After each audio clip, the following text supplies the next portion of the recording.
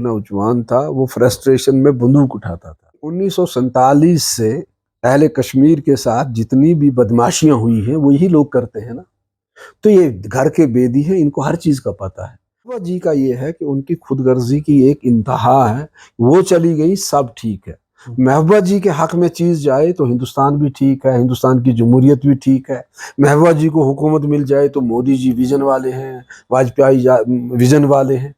तो जब महबूबा मुफ्ती से ये चीज़ें छिन जाती हैं तो ये जो हिंदुस्तान है ये काला हो जाता है। रायशुमारी का झंडा हाथ में लेकर खड़ी हो गई, उसने हाथ में पाकिस्तान का नमक, पाकिस्तान के सब्ज का दस्तार हाथ में ले ली और कश्मीरियों का बेड़ा गर्क किया। 22 साल कश्मीरियों को मरवाया। एनसी और पीडीपी एक दूसरे के कपड़े उतारें और फिर एक दिन इकट्ठा हो जाएं, अगले दिन फिर एक दूसरे को नंगा करें, उन्हें वो ठीक है। दूसरी कोई पार्टी आपस में बात करे तो ये गुनाह है। सर पे चादर रखो चले जाओ, टोपी रखो चले जाओ नमाज पढ़ने, जम्मू जाओ तो कहीं बुतों पे ये मंदिर में जाओ तो चढ़ावा चढ़ाओ, दूध डालो, भजन गाओ। तो ये इसी तरह की सियासत है, ये उसी का एक हिस्सा है। रिशेड्यूलिंग कोई मांगना कोई गुनाह नहीं। 84 में एनसी की गवर्नमेंट किसने गिराई थी? वो भी तो कांग्रेस ने गिराई थी ना, उसमें मुफ्ती साहब थे। कि आज का वोटर अब न कद्दू बैंगन नहीं है, अब उसको समझ आ गई है कि उसके साथ कैसा मजाक हुआ है। कभी आज़ादी के नाम पर, कभी 98 के नाम पर, कभी सेल्फ रूल के नाम पर, कभी रायशुमारी के नाम पर, कभी पाकिस्तानी नमक के नाम पर। तो उसको अब सब कुछ समझ आ गई है कि उसके जज्बात के से खेल के लोग अपना घर बनाते हैं। डेली वेजरों की एक फौज है। ये सरकार भी डेली वेज जहन की, कैजुअल जहन की सरकारें यहाँ रही हैं, जिन्हें ना कोई कंसेप्ट था, जिनकी ना कोई सोच थी। उन्होंने झूठ की सियासत की बुनियाद पर सारा काम चलाया। आप देख रहे हो खबर उर्दू। मेरे साथ आज मौजूद है अपनी पार्टी अनंतनाग लोकसभा निशस्त कैंडिडेट जफर इकबाल मना साहब। सीधे आपसे सवाल रहेगा, अभी ग्राउंड में क्या पोजीशन है अपनी पार्टी की? ग्राउंड में अपनी पार्टी की पोजीशन अच्छी है, अल्लाह ताला के फजल करम से। श्रीनगर में भी और अनंतनाग में भी। अनंतनाग में यहाँ इसके आपको जानते हैं कि इसके दो हिस्से हैं। एक इस साइड में है अनंतनाग जिसे हम बोलते हैं ज़िला और कुलगाम और शोपियान का एक सेगमेंट। दूसरा पार्ट इसका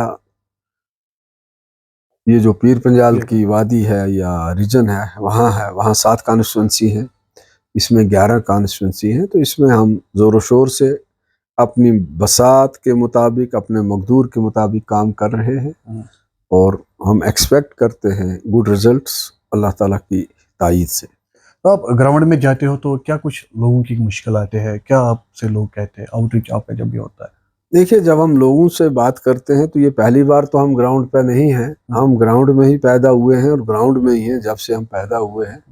हाँ, ना हम बाहर से आए हैं तो ना हम वो सिल्वर स्पून या गोल्डन स्पून लेके पैदा हुए हैं। तो इसलिए आपने सवाल पूछा, तो आप ये सवाल पूछिए कि लोगों की वो कौन सी मुश्किलात हैं जो नहीं है। ज़िंदगी का कोई भी शोबा ऐसा नहीं है जिसमें मुश्किलात नहीं है। इन मुश्किलात का ताल्लुक़ हमारे इकानमी से भी है, जैसे बेरोज़गारी है, पढ़े लिखे नौजवान हैं बेरोज़गार हैं। अब जिनकी पढ़ाई हुई है तो कहने को तो हम उनको पढ़े लिखे नौजवान कहते हैं, लेकिन हर ज़माने में पढ़े लिखा होने का अगर आप नौकरी की तरफ जाते हैं तो फिर उसके अपने तकाज़े हैं। तो हमारे पढ़े लिखे नौजवानों में 80% ऐसे पढ़े लिखे वो नौजवान हैं जो एसेंशियली जॉब जनरेटिंग जो पढ़ाई है वो उससे दूर है। किसी ने कहीं किसी लैंग्वेज में एमए कर दिया है, किसी ने किसी और चीज़ में एमए कर दिया है, तो बाज़ार में उसकी उतनी डिमांड नहीं है। तो उसका मतलब है कि हम टेक्नोलॉजी की दुनिया में पीछे रह गए। यानी अगर 30 साल पहले हमने फोरसी किया होता, सरकार ने या जो हमारी सिविल सोसाइटी है या वो लोग जो सोसाइटी को बनाते हैं या जो इंटेलेक्चुअल्स हैं, तो उन्होंने उस राह पे उनको डाला होता, वो तो हुआ नहीं। फिर पिछले इन बरसों में पढ़ना जो था, पढ़ना बराए नाम पढ़ना था। मिलिटेंसी का दौरा था, हालात ख़राब थे, अस्करियत थी, बाकी चीज़ें थी, उससे खुद पढ़ाई का अपना मेयार भी ख़राब हो गया। तो ये इस तरह के मसाइल जो हैं बहुत ज़्यादा हैं। तो ये इक़्तिसादियात से जुड़े हुए मसाइल हैं। फिर यहाँ आप जानते हैं कि कश्मीर जिस तरह की जगह है, यहाँ इंडस्ट्रीज़ तो ज़्यादा हैं नहीं, और इंडस्ट्रीज़ के लिए यहाँ गुंजाइश भी बड़ी कम है। ये टूरिज़्म के लिए बड़ी फिट जगह है, ये पावर जनरेशन के लिए बड़ी फिट जगह है, ये इल्म व अदब का गहवारा हो सकती है, लेकिन यहाँ बड़ी बड़ी फैक्ट्रियाँ लगाना खुद इसके ख़िलाफ़ है, इसके मिजाज के ख़िलाफ़ है, इसके इन्वायरमेंट के ख़िलाफ़ है। तो वो भी एक वजह है कि हम चूँकि टूरिज़्म की तरफ ज़्यादा ध्यान भी नहीं दे सके, ना हम टूरिज़्म का वो विजन जो है कंसीव कर सके जो यूरोप में है। तो इसके लिए कुछ हमारा कसूर है, कुछ हमारी लीडरशिप का कसूर है, कुछ हालात का कसूर है कि हम क्योंकि जिस जगह पे अमन नहीं होता है वहाँ टूरिज़्म को बूस्ट नहीं मिलता है। तो मेरा आज भी ये ईमान है कि अगर कश्मीर को अमन का गहवारा बनाया जाए सबसे पहले, तो इसको दयानतदारी के साथ टूरिज़्म की राह पर डाला जाए। ये जो हम कॉस्मेटिक टूरिज़्म कह चला रहे हैं, इसको टूरिज़्म नहीं कहते हैं। तो यूरोप की तरफ पर खाली, बल्कि अभी जिस कॉन्स्टिट्यूंसी में मैं इलेक्शन लड़ रहा हूँ, इसका जो जुनूबी हिस्सा है, जो कुलगाम और रजौरी पुंछ के बीच में या शोपियां का रास्ता है, अगर इसको टूरिज़्म की सही दिशा में डेवलप किया जाए तो ये साल भर के लिए 12 महीने का टूरिज़्म का हब बन सकता है। गुलमर्ग में टूरिज़्म में आप कोई भी टूरिस्ट जाता है तो 24 घंटे के बाद उसके पास वहाँ देखने के लिए कुछ नहीं बचता है, लेकिन यहाँ लोग एक एक महीना बैठ सकते हैं। मैं तुर्की के पहाड़ों पे पीछे गया हूँ, वहाँ मैंने देखा है, स्विट्ज़रलैंड के उधर देखा है। तो ये सारी चीज़ें, ये सारा पोटेंशियल इसमें मौजूद है। तो इसकी अदम मौजूदगी में हमारी जो इकानमी है वो एक खस्ता हालत में है। उसकी वजह से जो दूसरा मसला पैदा अब हो रहा है कि पहले जो नौजवान था वो फ्रस्ट्रेशन में बंदूक उठाता था, अब चूंकि वो समझ चुका है कि भाई बंदूक से मसला हल नहीं हुआ, तो अब उसने एक तरह का सरेंडर किया है, लेकिन सरेंडर बंदूक से ही नहीं किया है, अपनी ज़िंदगी से भी, यानी वो ड्रग की तरफ चला गया है। तो ड्रग एडिक्शन इस वक्त कश्मीर का सबसे बड़ा मसला बन चुका है। तो ये आपने मसाइल की बात की, तो गांव में जाओ, देहात में जाओ, ये मसले हैं। फिर और छोटे छोटे मसले हैं, जैसे बिजली है, गर्मियों का मौसम है तो जम्मू में बिजली नहीं, सर्दियों का मौसम है तो कश्मीर में बिजली नहीं, मसले ही मसले हैं। पानी एक दिन बरसती है, श्रीनगर पानी में डूब जाता है। देहात में ट्रांसफार्मर आज ख़राब होता है तो 6-6 महीने ठीक नहीं होता, लोगों को पैसे खर्च करके उसको ठीक कराना पड़ता है। तो एक मसाइल का एक अंबार है, स्कूल की बिल्डिंगें हैं। मतलब आपका कहने का मतलब है कि जो सरकारी थे उन्होंने कोई मसला हल नहीं किया है साउथ कश्मीर में? मैं ये नहीं कहूँगा साउथ कश्मीर ही, सारे जो जम्मू कश्मीर के अंदर मसाइल ही मसाइल हैं। सरकारें जो भी आईं, सरकार के मैं किसी एक सरकार को मौरूद इल्ज़ाम नहीं ठहरा रहा हूँ, मैं ये कह रहा हूँ कि जो भी सरकारें आईं उनके अंदर उस विजन की कमी थी, उस प्लानिंग की कमी थी, और हमारे यहाँ डेवलपमेंट को सियासत के ताबे किया जाता है। यानी यहाँ एक होड़ लगी है, आज आपकी हुकूमत आई, आप यूं ही बिल्डिंगें खड़ी करी जा रहे हैं, फीता काट रहे हैं, इंफ्रास्ट्रक्चर नहीं है। हम कोई भी चीज़ साइंटिफिक बुनियादों पर यहाँ तैयार नहीं कर सके। सरकार भी वो जिस तरह डेली वेज, यहाँ डेली वेजरों की एक फ़ौज है, ये सरकार भी डेली वेज जहन की, कैजुअल जहन की सरकारें यहाँ रही हैं, जिन्हें ना कोई कंसेप्ट था, जिनकी ना कोई सोच थी। उन्होंने झूठ की सियासत की बुनियाद पर सारा काम चलाया। उन्होंने कश्मीरियों को डेवलपमेंट की तरफ ले जाने के बजाय, क्योंकि अगर डेवलपमेंट पर ले जाएं तो उनको सवालों का जवाब देना था, उन्होंने कश्मीरियों के अंदर उनके मजहबी जज्बात को, उनकी सादगी को उभारा, उनके जज्बात के साथ खिलवाड़ किया, उनके एहसासात के साथ खिलवाड़ किया। तो वो अपना काम उस तरह चलाते रहे, इस तरफ उनका ध्यान कभी नहीं गया। और सबसे बड़ी बात है कि जब हुकूमत खुद चोर हो, जब हुक्मरान करप्ट हो, तो फिर वो कोई डेवलपमेंट का सही दिशा में काम नहीं कर सकता। ज़फर साहब, अपनी पार्टी पहला इलेक्शन लड़ रही है और आप अनंतनाग से इस वक्त इलेक्शन लड़ रहे हो, वहाँ पर और भी पार्टियाँ, नेशनल कॉन्फ्रेंस है, PDP है, DPAP है, तो कैसा मुकाबला रहेगा उनके साथ? क्या आपको लगता मुकाबला अच्छा है? मुकाबला है। देखिए, जो भी लोग आते हैं वो यही उम्मीद लेकर आते हैं कि हम जीतेंगे। हम भी ऑप्टिमिस्ट हैं और अल्लाह का फजल शामिल हाल रहा مجھے تو یقین ہے کہ ہم جیت جائیں گے. مقابلہ تو ہے, اس میں کوئی شک ہی نہیں, مقابلہ ہے. پرانی ٹریڈیشنل پارٹیاں ہیں, بڑے بڑے مہارتھی ہیں میدان میں, تو ان کا ایک سیاست میں تجربہ بھی ہے, باقی چیزیں بھی ہیں, اور خاص کر یہ تیسرے درجے کی سیاست جو ہے وہ مجھ سے زیادہ جانتے ہیں, جس کو فاؤل گیم جس کو کہتے ہیں, تو وہ بھی جانتے ہیں. تو لیکن مجھے یقین ہے کہ آج کا ووٹر جو ہے وہ پرانے زمانے کا ووٹر نہیں. میرا دل کہتا ہے کہ آج کا ووٹر اب نہ کدو بینگن نہیں ہے, اب اس کو سمجھ آ گئی ہے کہ اس کے ساتھ کیسا مذاق ہوا ہے, کبھی آزادی کے نام پر, کبھی 98 کے نام پر, کبھی سیلف رول کے نام پر, کبھی رائے شماری کے نام پر, کبھی پاکستانی نمک کے نام پر. تو اس کو اب سب کچھ سمجھ آ گئی ہے کہ اس کے جذبات سے کھیل کے لوگ اپنا گھر بناتے ہیں. تو آج خاص کر یوتھ جو ہے وہ کافی جاگرک ہو چکا ہے. مجھے یقین ہے کہ ہم کامیابی انشاءاللہ ہمارے حصے میں آئے گی. ظفر صاحب, جو ڈیلیمیٹیشن ہوئی ہے, پیر پنچال کو جوڑا گیا اننت ناگ کی سیٹ کے ساتھ, کیا آپ کو لگتا ہے کہ جو راستہ ہے, کیونکہ راستہ ہمیشہ بند ہی رہتا ہے جب بھی ونٹرس آتے ہیں, اس وقت آؤٹ ریچ بھی مشکل ہوتا ہے, اور آج بھی جو ہے جو یہاں کی ریجنل پارٹیز ہے انہوں نے پریس کانفرنس دی, وہ محبوبہ جی ہو یا عمر عبداللہ ہو, انہوں نے بتایا کہ جو آج الیکشن کمیشن آف انڈیا کو جو اپلیکیشن دی ہے کہ یہ پوسٹ پون ہونا چاہیے الیکشن, اس کو ریشیڈول کیا جائے اور ایک ڈیٹ پہ, کیا یہ الیکشن شیڈول ہونا چاہیے؟ بالکل. ان کا کہنا ہے کہ یہ اپنے مفاد کے لیے کرتے ہیں. دیکھیے, اور وہاں پر انہوں نے یہ بھی کہا کہ جو بی جے پی ہے وہ وہاں پر الیکشن میں نہیں ہے. میں جواب دیتا ہوں آپ کے سوال کا. انہوں نے اپنے مفاد کیا کہا ہے کہ انہوں نے یہ کہا ہے کہ یہ ہم اپنے مفاد میں کر رہے ہیں. بالکل. تو ظاہر سی بات ہے جب وہ کہتے ہیں کہ نہ کرو تو وہ بھی تو اپنے مفاد میں ہی کہہ رہے ہیں نہ کرنے کے لیے. تو میں ایک آپ سے سوال پوچھتا ہوں کہ آپ نے خود کہا کہ یہ جو خطہ ملایا گیا ہے اس میں بہت ساری دقتیں ہیں. ایک دودھ پیتے بچے کو بھی پتا ہے کہ مارچ کا پورا مہینہ رینی سیزن ہے. پہلے تو سرکار کو اس فیز میں یہ الیکشن رکھنا نہیں چاہیے تھا, یہ آخر میں رکھنا چاہیے تھا. جون میں بارشیں کم ہوتی ہیں, ایکسیپشنلی کوئی چیز ہو جائے دیٹ وہ ایک الگ بات ہے, ایک روٹین جو ہے. تو مارچ سارا بارشوں میں, اولے گرنے میں, برف باری میں گزرا.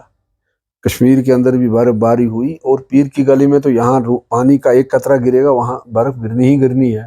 جس روز فارم بھرا میں نے اس روز بھی برف گر رہی تھی, ہماری گاڑیاں نہیں آ سکی پار سے. اگلے دن بھی برف گر رہی تھی. تو اب کل تک لینڈ سلائیڈ تھی. تو مجھے بتائیے, محبوبہ مفتی کہتی ہیں کہ لڑیں, مان لیجئے, یا این سی کہتی ہے, 70 سال پرانی جماعت ہے.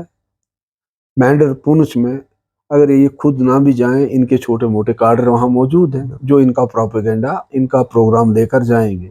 مجھے بتائیے, وہ ایک شخص جو آزاد امیدوار ہے جس نے فارم بھرا ہے, اس کا بھی اتنا ہی حق ہے پبلک تک پہنچنے کا جتنا عمر عبداللہ کا یا محبوبہ مفتی کا ہے. اگر اس کو وہ وہاں پہنچنے نہ دیا جائے, ووٹر تک پہنچنے نہ دیا جائے, وہ اپنی آواز وہاں نہ پہنچائے, تو پھر الیکشن کس بات کا ہے؟ پھر لیول پلینگ فیلڈ جس کی دہائی محبوبہ مفتی صاحبہ دیتی ہیں وہ کہاں ہوا؟ تو محبوبہ مفتی صاحبہ اب کل چلی گئی, 2 دن ٹھیک تھا, اس سے پہلے 3 بار میں نے جانے کی کوشش کی تو راستہ بند تھا. کل سے مجھے جانا تھا, پرسوں سے, آج پھر راستہ بند ہو گیا. محبوبہ جی کا یہ ہے کہ ان کی خود غرضی کی ایک انتہا ہے, وہ چلی گئی سب ٹھیک ہے. محبوبہ جی کے حق میں چیز جائے تو ہندوستان بھی ٹھیک ہے, ہندوستان کی جمہوریت بھی ٹھیک ہے. محبوبہ جی کو حکومت مل جائے تو مودی جی ویژن والے ہیں, واجپئی ویژن والے ہیں. تو جب محبوبہ مفتی سے یہ چیزیں چھن جاتی ہیں تو یہ جو ہندوستان ہے یہ کالا ہو جاتا ہے, تب تک یہ سفید ہوتا ہے. یہی حال نیشنل کانفرنس کا ہے. تو ان کو سیوٹ کرتا ہے, ہمیں سیوٹ نہیں کرتا ہے. وہ اپنی بات کہیں, ان کا حق بنتا ہے. ہم اپنی بات کہیں, ہمارا حق بنتا ہے. لیکن ہم نے یہ نہیں کہا کہ یہ ایک سازش ہے, یہ 47 کی طرح چوریاں کرنا چاہتے ہیں, 87 کی طرح. خدا کے بندے, محبوبہ مفتی کا پہلا اور آخری الزام یہی رہتا ہے نیشنل کانفرنس کو لے کر, 87 میں یہ ہوا, اس سے کشمیر ڈوب گیا. جیسے اس سے پہلے کشمیر میں دودھ کی نہریں بہتی تھی. محبوبہ مفتی کو کوئی پوچھے کہ ان 4 سالوں میں آپ نے 87 کا نام کیوں نہیں لیا؟ اس لیے کہ ان کے ساتھ صلح ہو گئی تھی, 50-50 بندر بانٹ ہو گئی تھی. کل سے جھگڑا شروع ہوا, انہیں پھر ایک بار 87 یاد آ گیا. لیکن محبوبہ مفتی کو آپ یاد دلائیں گے ہم کہ صرف 87 میں ہی ریگنگ نہیں ہوئی تھی, 62 میں بھی ریگنگ ہوئی تھی، 67 میں بھی 22 کینڈیڈیٹ کشمیر سے جبرن بلا مقابلہ خالق میڈ بنائے گئے تھے، خالق ڈی سی کے ذریعے، خالق وہ ایک ڈی سی تھا، اور اس سارے کے پشت پناہ محبوبہ جی کے والد محترم، اللہ انہیں گری کے رحمت کرے، وہ تھے۔ پھر محبوبہ مفتی 87 کا رونا روتی ہیں، انہیں پوچھئے کہ 84 میں این سی کی گورنمنٹ کس نے گرائی تھی؟ وہ بھی تو کانگریس نے گرائی تھی نا، اس میں مفتی صاحب تھے۔ اور اگر 87 میں یہ ظلم ہوا تو اس میں بھی کانگریس، جس میں مفتی صاحب بھی تھے، پورے شامل تھے۔ اب وہ کہیں گے نہیں میرے باپ نے نہیں کیا، کانگریس نے کیا، آج تو وہ کانگریس کے گیت گا رہی ہیں۔ تو یہ کہنا، بات ہو رہی ہے کہ بھائی ڈی شیڈول کریں یا نہ کریں، آپ ایک دم 47 پہ چلی جاتی ہیں، یا آپ ایک دم دوسری چیزوں کی طرف چلی جاتی ہیں، آپ دوڑے دوڑے پریس کانفرنس۔ مجھے بتائیے، انہوں نے بھی درخواست چٹھی دی تھی، چٹھی دینی چاہیے تھی نا۔ Why she is making it sensational? کیونکہ محبوبہ مفتی صاحبہ کی یہ عادت ہے، کشمیری لیڈرشپوں کی یہ عادت ہے کہ سنسنی پیدا کرو، خوف و ہراس پیدا کرو، تاکہ بیوروکریسی دباؤ میں آئے، تاکہ الیکشن کمیشن دباؤ میں آئے، تو ان کو فیصلے پر۔ تو میرے خیال میں اگر وہ جمہوریت میں یقین رکھتی، انہیں ہماری رائے کا بھی احترام کرنا چاہیے، اپنا ویو پوائنٹ بھی کہنا چاہیے۔ اس کے لیے پریس کانفرنس میں جانے کی کیا ضرورت ہے؟ سوشل میڈیا پر جانے کی کیا ضرورت ہے؟ ڈرامہ بازی کیا کرنے کی ضرورت ہے؟ وہ ایک نارمل چیز کو بھی ڈرامے کی شکل دینے کی عادی ہیں۔ کبھی وہ آج کل وہ ان پر اور بھی چیزیں ہو رہی ہیں ان کی طرف سے۔ آج ان کی عمر بھی 65-66 سال ہے، 66 سال میں انہوں نے آج تک گوجری اور پہاڑی میں کبھی کوئی تقریر نہیں کی، چونکہ آج ان کو وہاں سے ووٹ جٹانے ہیں۔ وہ 2 منٹ کے کلپ بول کر اب کبھی پہاڑی میں وہ ٹرائی کر رہی ہیں، گوجری میں۔ یہ توہین ہے اس زبان کی بھی اور ان لوگوں کی بھی۔ آج تک ان کو ان کی یاد نہیں آئی، آج تک ان نے کبھی ان کے لیے کوئی چیز کی نہیں، جب کرنی تھی ذرا بتائیں ان کا کیا کنٹریبیوشن ہے اس میں۔ لیکن وہ جہاں ان کی دال جس طرح گلتی ہے، کشمیر میں آؤ، فاروق عبداللہ ہوں، محبوبہ مفتی ہوں، نیشنل کانفرنس ہوں، وہ ہوں، یہاں آؤ تو سر پہ چادر رکھو چلے جاؤ، ٹوپی رکھو چلے جاؤ نماز پڑھنے۔ جموں جاؤ تو کہیں بتوں پہ یہ مندر میں جاؤ تو چڑھاوا چڑھاؤ، دودھ ڈالو، بھجن گاؤ۔ تو یہ اسی طرح کی سیاست ہے، یہ اسی کا ایک حصہ ہے۔ ریشیڈولنگ کوئی مانگنا کوئی گناہ نہیں۔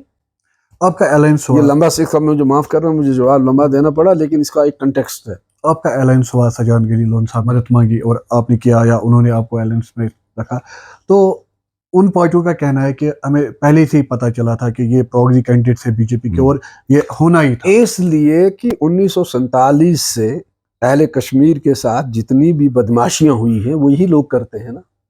تو یہ گھر کے بیدی ہیں، ان کو ہر چیز کا پتہ ہے، اور اب جب سے ان کو فرسٹریشن آئی ہے تو اب ان کو روحانیت بھی آ گئی ہے، انہیں اس لیے پہلے ہی چیزوں کا پتہ چل جاتا ہے۔ سوال یہ ہے، این سی اور پی ڈی پی ایک دوسرے کے کپڑے اتاریں اور پھر ایک دن اکٹھا ہو جائیں، اگلے دن پھر ایک دوسرے کو ننگا کریں، انہیں وہ ٹھیک ہے۔ دوسری کوئی پارٹی آپس میں بات کرے تو یہ گناہ ہے۔ انہیں پہلے سے پتا تھا، تو اس میں کیا جرم ہے؟ پتہ ہونے سے مطلب اس میں جرم کی کیا بات ہے؟ اس میں غلطی کیا ہے؟ گناہ کیا ہے؟ اگر نیشنل کانفرنس بی جے پی میں جا کر حصے دار بنتی ہے، منسٹری لیتی ہے، اگر P D P B J پی کے ساتھ حکومت بناتی ہے جبکہ بی جے پی کی مخالفت کر کے ووٹ حاصل کرتی ہے، تو مجھے للہ بتائیے، اگر ان کے لیے یہ ساری چیزیں ہیں تو یہاں سجاد غنی لون کیا چائنا سے آیا ہے؟ کیا ریشیا کا رہنے والا ہے؟ ٹھیک ہے، کل ہو سکتا ہے اس کے ہمارے اختلاف رہے ہوں، تو آج اگر ہمیں سیوٹ کرتا ہے یا ان کو سیوٹ کرتا ہے تو ہم کر رہے ہیں، کل ہمیں سیوٹ نہ کرے، یہ سیاست ہے۔ سیاست میں ایک چیز دیکھی جاتی ہے کہ پارٹیاں اپنے اپنے مفادات کے تحت کام کرتی ہیں۔ سیاست ممکنات کا کھیل ہے، سیاست کوئی لگا بندہ ایک چیز نہیں کہ آپ کھونٹی سے کسی کو باندھ لیں، خاص کر الیکٹورل پالیٹکس۔ تو اگر ہمیں سیوٹ کر رہا ہے تو کسی اور کے پیٹ میں مروڑ کیوں اٹھ رہا ہے؟ تو آخر میں یہ سوال رہے گا، کیا لوگوں کے پاس اب آپشن ہے پی ڈی پی اور این سی کے بغیر؟ بالکل ہے، بالکل ہے، کیوں نہیں ہے؟ وہ کون سے آسمان سے اترے ہوئے لوگ؟ پارٹیاں نہیں ہوا کرتی تھی نہیں، ویسے بھی وہ کون سا آپشن تھے؟ وہ کوئی آپشن تھے ہی نہیں، دے ویر دی بیڈ آپشنس۔ ان لوگوں نے ہی تو یہ ساری تباہی، جتنی تباہی، بربادی، ذلت، کشمیر اس وقت اندھیرے میں ڈوبا ہوا، اس کے لیے کون ذمہ دار ہے؟ سب سے پہلے تو نیشنل کانفرنس ہے۔ 47 میں کس نے الحاق کروایا؟ کس نے الحاق کیا؟ کیا لوگوں کو پوچھا؟ کیا شیخ محمد عبداللہ نے لوگوں کو سے پوچھ کر الحاق کیا؟ چونکہ اس کی دوستی تھی پنڈت نہرو کے ساتھ، اس وجہ سے اس نے الحاق کیا. چونکہ اس کی ذاتی لڑائی تھی جناح صاحب کے ساتھ، اس لیے وہ ادھر نہیں گیا. یہ ایک ذاتی معاملہ تھا. اگر جناح کے ساتھ ان کی دوستی ہوتی، جناح نہ ہوتا تو شیخ محمد عبداللہ قیامت تک ہندوستان کی طرف نہیں جاتا. اور 3 سال کے بعد جب ان کی 4 سال کے بعد لڑائی ہو گئی تو وہ ایکسپوز ہو گئے کہ وہ یہ کوئی نظریاتی فیصلہ نہیں تھا. ایک دم وہ شخص جو ہندوستان کے نعرے دے رہا تھا، جو پنڈت نہرو کے گلے مل رہا تھا، یکدم وہی جماعت رائے شماری کا جھنڈا ہاتھ میں لے کر کھڑی ہو گئی. اس نے ہاتھ میں پاکستان کا نمک، پاکستان کے سبز کا دستار ہاتھ میں لے لی اور کشمیریوں کا بیڑا غرق کیا. 22 سال کشمیریوں کو مروایا. خود پھر اس وقت کوئی اگر کانگریس کے ساتھ گیا، کہا ان کا بائیکاٹ کرو، کہا بھائی ان کا جنازہ مت پڑھو، کہا یہ تو منافقین ہیں. پھر انہی منافقین، انہی گندی نالی کے کیڑوں کے ساتھ مل کے حکومت بنا لی. تو مجھے بتائیے یہ کوئی آپشن تھا؟ یہ تو ہمارے گناہوں کی شامت تھی. دوسری شامت بھی جو ہے تو وہ آپ نے دیکھ لی کہ انہوں نے یہاں سیلف رول کیا. انہوں نے بھی شیخ نیشنل کانفرنس کی دیکھا دیکھی وہی رنگ اپنانے کا شروع کیا. منہ سے کچھ نہ بولا لیکن سبز کپڑے پہننا شروع کر لیے، باقی چیزیں کرنا شروع کر دی. سیلف رول کا چورن بیچنا شروع کیا. انہوں نے 53 کا چورن بیچنا شروع کیا. تو بعد میں انہوں نے کیا کیا؟ اگر یہ کوئی آپشن ہوتے 370 اتنے سال انہوں نے کیا، کیا یہ 370 کے لیے گارنٹی نہیں لے سکتے تھے؟ پاس نہیں کروا سکتے تھے؟ انہوں نے کیا کیا؟ محبوبہ مفتی چاہتی پوسٹ برہان وانی ایپیسوڈ میں جن ہزاروں بچوں کے خلاف ایف آئی آر لگے، ہوم منسٹر تھی، چیف منسٹر تھی، واپس لے سکتی تھی. ہم نے کہا تھا، ہم نے گزارش کی تھی، انہوں نے کہا نہیں. کیا ہوتا ہے آج وہ بچے، ان کو نوکریاں نہیں مل رہی ہیں، آج وہ بچے ان کو جیلوں میں ہیں. تو سوال یہ ہے کہ انہوں نے اس وقت ان کا رویہ دوسرا تھا کیونکہ اقتدار میں تھی. اس وقت وہ پہلے جب تک اقتدار میں آئی تو وہ کہتی رہی کہ دیکھو جی عمر عبداللہ نے لوگ مروا ڈالے. تب وہ ادھر سے ہی کہہ رہی تھی دیکھو جی اگر لا اینڈ آرڈر کو بھی کنٹرول کرنا تھا، چھرے سے آپ گولی چلا سکتے تھے، ٹانگوں میں گولی چلا سکتے تھے، چھاتی میں گولی مارنے کی کیا ضرورت تھی؟ لیکن جب ان کی باری آئی تو انہوں نے بھی تو کلاشنکوف کا ہی استعمال کیا. انہوں نے تو چھرے نہیں چلائے، انہوں نے بھی 120 لوگوں کی چھاتیاں چھلنی کی، 120 گھرانے اجاڑ دیے. اتنا ہی نہیں، عمر عبداللہ نے تو بھی نہیں کہا، افسوس ہی کیا ہوگا. تو محترمہ نے کیا کہا؟ محترمہ سے جب اخبار والوں نے پوچھا کہ یہ کیا ہیومن رائٹس کی وائلیشن ہوئی، اس نے کہا مجھے بتاؤ یہ بچے جو ہیں یہ فوجی کیمپ پہ دودھ پینے گئے تھے، یہ وہاں سے دودھ لانے گئے تھے، یہ وہاں سے ٹافی لانے گئے تھے، اور ہندوستان کا ڈیفنس منسٹر ان کے ساتھ بیٹھی ہوئی تھی.